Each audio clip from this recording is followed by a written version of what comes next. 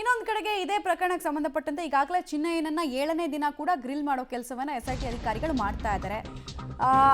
ಮತ್ತೊಂದು ಕಡೆ ಚಿನ್ನಯ್ಯನ ಅಣ್ಣ ತಾನಾಸಿ ಪುತ್ರ ವಿಚಾರಣೆಗೆ ಹಾಜರಾಗಿರೋದ್ರ ಡೀಟೇಲ್ಸ್ ಸಿಗ್ತಾ ಇದೆ.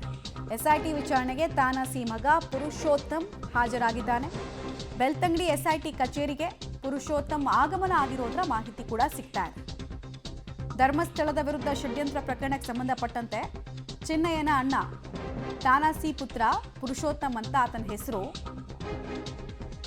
ಸೊ ಈ ಧರ್ಮಸ್ಥಳ ಪ್ರಕರಣದಲ್ಲಿ ಯಾವಾಗ ಈ ಚಿನ್ನಯ್ಯ ನನ್ನ ಜೊತೆಗೆ ಇನ್ನಿಬ್ಬರಿದ್ರು, ಅವರಿಗೆಲ್ಲ ಮಾಹಿತಿ ಗೊತ್ತು, ಅವರು ಕೂಡ ಹೆಣ ಹೂಳೋ ಕೆಲಸ ಮಾಡ್ತಿದ್ರು ಅಂತೆಲ್ಲ ಹೇಳಿದ್ನೋ, ಆಗ ಈ ತಾನಾಸಿ ಮತ್ತು ಇನ್ನೊಬ್ಬಾತ ರಾಜು ಆ ವ್ಯಕ್ತಿಗಳನ್ನೆಲ್ಲ ಎಸ್ಐಟಿ ಈಗಾಗಲೇ ವಿಚಾರಣೆಗೆ ಒಳಪಡಿಸಿದೆ. ರಾಜು ಅವರನ್ನು ಕರೆಸಿ ಕೂರಿಸಿದಾಗ ನಿಮ್ಮ ಪಬ್ಲಿಕ್ ಟಿವಿಯಲ್ಲಿ ಅವ್ರು ಮಾತಾಡಿದ್ದನ್ನು ನೀವು ನೆನಪಲ್ಲಿ ಇಟ್ಕೊಳ್ಬೋದು. ಹೀಗೆ ತಾನಾಸಿ ಮಗನ ಸರದಿಯನ್ನು ತಿಳಿದು ಬರ್ತಾ ಇದೆ. ಒಟ್ಟಿನಲ್ಲಿ ಸತ್ಯ ಆಚೆ ಹಾಕೋ ಸರ್ವ ಪ್ರಯತ್ನವನ್ನು ಕೂಡ ಎಸ್ಐಟಿ ಟೀಮ್ ಮಾಡ್ತಾ ಇದೆ. ನಿಜವಾಗ್ಲೂ ಚಿನ್ನಯ್ಯ ಹೇಳಿದ ವರ್ಷನ್ ಬೇರೆ ಬೇರೆ, ಅಂದರೆ ಯೂಟ್ಯೂಬ್ಗಳಲ್ಲಿ ಹೇಳಿದ ವರ್ಷನ್ನು ಮತ್ತು ಎಸ್ಐಟಿ ಕಸ್ಟಡಿನಲ್ಲಿ ಹೇಳಿರುವಂತಹ ವರ್ಷನ್ನು ಎಲ್ಲ ಮ್ಯಾಚ್ ಮಾಡೋದಕ್ಕೆ, ಕ್ರಾಸ್ ವೆರಿಫಿಕೇಷನ್ ಮಾಡೋದಕ್ಕೆ ಅಗತ್ಯ ಬಿದ್ದವರನ್ನು ಕರೆಸಿಕೊಳ್ಳೋ ಕೆಲಸವನ್ನು ಎಸ್ಐಟಿ ಟೀಮ್ ಮಾಡ್ತಾ ಇದೆ. ಈಗ ತಾನಾಸಿ ಮಗ ಪುರುಷೋತ್ತಮ್ನ ಸರದಿ.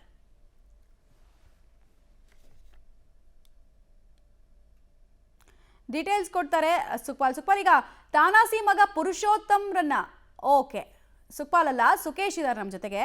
ಸುಕೇಶ್, ಈಗ ತಾನಾಸಿ ಮಗ ಪುರುಷೋತ್ತಮ್ರನ್ನ ಕರೆಸ್ಕೊಂಡಿದ್ದು ಯಾಕೆ, ಏನೇನು ಮಾಹಿತಿ ಬೇಕಾಗಿದೆ ಈ ವ್ಯಕ್ತಿಯಿಂದ? ಮಮತಾ, ಹಾಗೆ ನೋಡಕ್ ಹೋದ್ರೆ ತಾನಸಿಯನ್ನ ಹಿಂದೆ ಕೂಡ ಕರೆಸಿದ್ರು, ವಿಚಾರಣೆಗೆ ಒಳಪಡಿಸಲಾಗಿತ್ತು. ಯಾಕಂದ್ರೆ ಅಲ್ಲಿ ಕೆಲಸ ಮಾಡೋದ್ರಲ್ಲಿ ಇನ್ನೂ 2-3 ಜನ ಇದ್ರು ಅನ್ನುವಂತ ಹೇಳಿಕೆಯನ್ನ ಚಿನ್ನಯ್ಯ ಕೊಟ್ಟಿದ್ರಿಂದ ಆತನ ಸಹೋದರನ ಕರೆಸಲಾಗಿತ್ತು. ಆದ್ರೆ ವಿಚಾರಣೆ ಹೋದ ಬಳಿಕ ಒಂದಷ್ಟು ದಿನ ಇಲ್ಲಿದ್ದು ಆನಂತರ ಈ ಭಾಗದಿಂದ ತೆರಳಿದ್ದಾರೆ ಅವರು ಅನ್ನುವಂಥದ್ದು. ಹಾಗಾಗಿ ಏನಾದರೂ ಹೆಚ್ಚಿನ ಮಾಹಿತಿ ಅಥವಾ ಹಿಂದೆ ಹೇಳಿದ ಮಾಹಿತಿಯನ್ನ ಮತ್ತೊಮ್ಮೆ ರೀಕಾಲ್ ಮಾಡಿ ಕೇಳಲಿಕ್ಕೆ ಎಸ್ಐಟಿ ಅವ್ರನ್ನ ಸಂಪರ್ಕ ಮಾಡುವಂತ ಪ್ರಯತ್ನ ಮಾಡದಂತೆ ಕಾಣಿಸ್ತಾ ಇದೆ. ಆದ್ರೆ ಯಾರ ಸಂಪರ್ಕ ಕೂಡ ತಾನಸಿ ಸಿಗ್ತಾ ಇಲ್ಲ ಅನ್ನುವಂಥದ್ದು.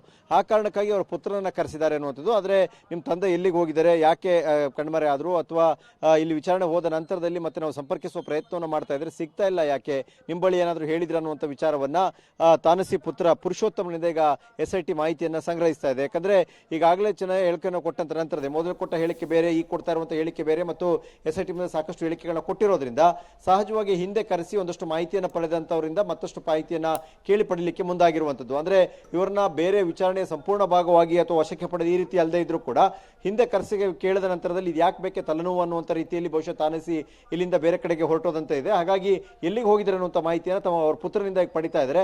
ಅವ್ರು ಕೊಡುವ ಮಾಹಿತಿಯನ್ನು ಆಧರಿಸಿ ಅಗತ್ಯವಿದ್ರೆ ತಾನಸಿನ ಕರೆಸಬೇಕು ಅನ್ನುವಂಥ ಸ್ಥಿತಿಯಲ್ಲೂ ಕೂಡ ಎಸ್ಐಟಿ ಇದ್ದಂತೆ ಕಾಣಿಸ್ತಾ ಇದೆ. ಮಮತಾ, ರೈಟ್, ಧನ್ಯವಾದ ಸುಕೇಶ್ ತಮ್ಮೆಲ್ಲ ಮಾಹಿತಿಗಾಗಿ.